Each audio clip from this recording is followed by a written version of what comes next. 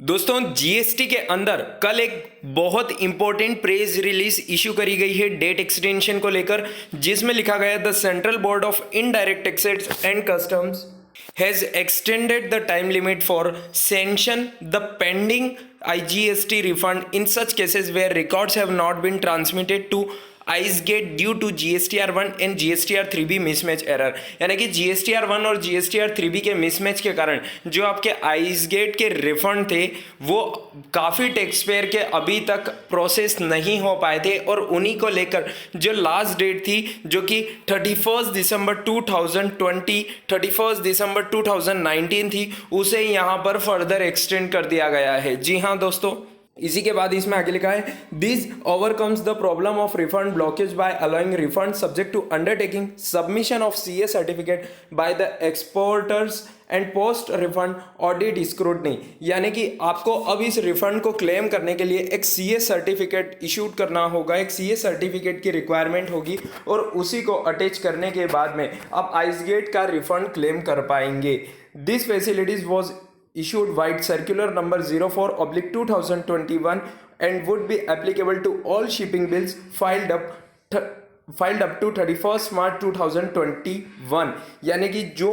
यहाँ पर shipping bills 31 मार्च 2021 तक फाइल्ड होंगे उन्हीं को यहाँ पर एप्लीकेबल किया जाएगा, उन्हीं के यहाँ पर रिफंड को इशूड किया जाएगा। उसी के बाद में the CBIC has also extended the facility for resolving invoice mismatch error clarification as SB005 error. यानी कि SB005 एरर के कारण भी कई सारे रिफंड अटके हुए थे, जिनको उनके लिए भी यहाँ पर इस डेट को फर्दर एक्सटेंड कर दिया गया है through customs officer interface on permanent basis white circular number 05/2021। Earlier, this facility was provided for a limited period, that is, in respect of shipping bills filed up to 31st December 2019.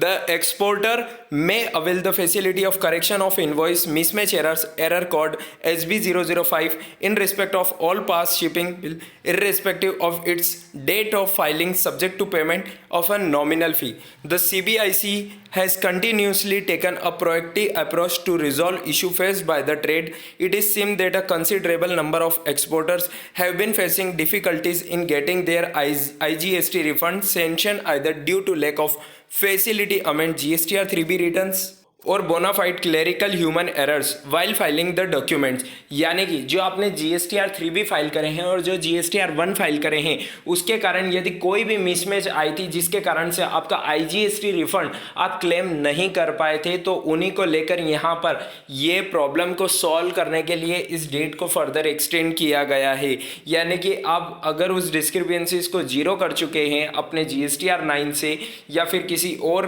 Particular form से, तो आप अब एक CA certified यहाँ पर issued करवा कर, जिसके अंदर CA सर्टिफिकेट के अंदर लिखा रहेगा there is no discrepancies in GSTR1 and GSTR3B, तो आपका जो IGST का रिफंड था, जो IGST का पेंडिंग रिफंड था, वो आपका यहाँ पर इशूड हो जाएगा। तो ये एक बहुत बड़ी प्रेस रिलीज यहाँ पर गवर्नमेंट की तरफ से इशूड करी गई है, जिसके अंदर जिन जिन टैक्स पेयर के यहाँ पर रिफंड अटके हुए थे उन रिफंड को यहाँ पर अब इशूड कर दिया जाएगा। लेकिन आपको यहाँ पर डेट्स का काफ़ी ज़्यादा ध्यान रखना है, और इन ड्यू डेट्स के पहले अपने जितने भी आपकी IGST के रिफंड है उसे यहाँ पर आपको क्लेम कर लेना है विद CA सर्टिफिकेट। चलिए दोस्तों, उम्मीद है आपको वीडियो और ये अपडेट पसंद आई होगी। मिलते हैं नेक्स्ट वीडियो में, तब तक के लिए स्टे कनेक्टेड, स्टे अपडेटेड।